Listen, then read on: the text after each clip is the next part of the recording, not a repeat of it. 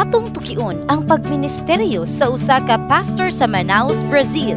Kini ang sugilanon ni Pastor Cassie nga nagauluhan paglaom sa Amazon.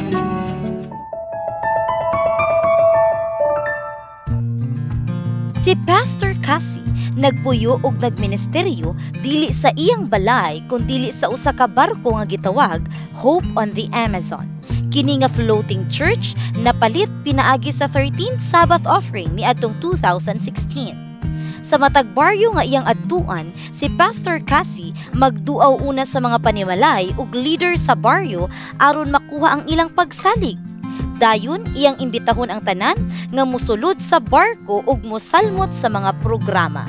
Ang unang tigom kasagaran usa ka espesyal nga selebrasyon nga adunay pagkaon, musika ug mga premyo sama sa bola, gamit sa kusina ug electric fan. Apan labaw sa tanan, iyang ipaambit ang mensahe sa Biblia ug mag-awhag sa katawhan nga motambong sa sunod nga mga seminar. Sa unang simana, gihisgutan ang kaminion, pagpangandam sa mga anak ug panglawas. Ang ikaduhang simana, gisugdan ang Bible studies nga mulungtad og 25 ngadto sa 30 ka mga gabi. Sa buntag, adunay leksyon sa pagluto, pagtugtog og gitara ug alawiton. Usab, usa ka doktor ug dentista ang mohatag og libreng serbisyo. Matag adlaw nga makita sa mga tawo nga tinuod ang gugma ug katuyuan ni Pastor Cassie, daghan ang motambong sa mga tigom.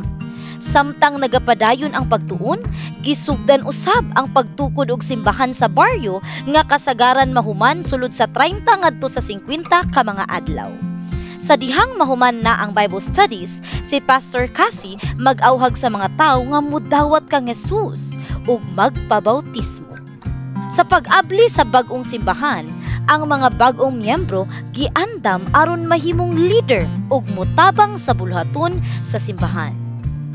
Ang barko magpabilin sa baryo sulod sa 5 ka bulan ug dayon i-turn over ngadto sa permanenteng pastor.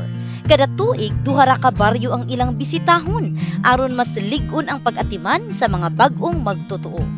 Sa 2 ka tuig, nakatukod si Pastor Cassie ug 4 ka simbahan ug 174 ka tawo ang nabautismuhan. Dunay tagsa-tagsa ka istorya ang matag tawo, matud pa ni Pastor Cassie. Apan ang Dios mao ang naggiya sa tanan, dugang pa niya. Ang Hope on the Amazon nagdala og paglaom og kaluwasan sa daghang katawhan tungod sa suporta sa 13th Sabbath offering. Salamat sa inyong pag-ampo ug pagtabang aron mapadayag ang balita sa pagbalik ni Jesus.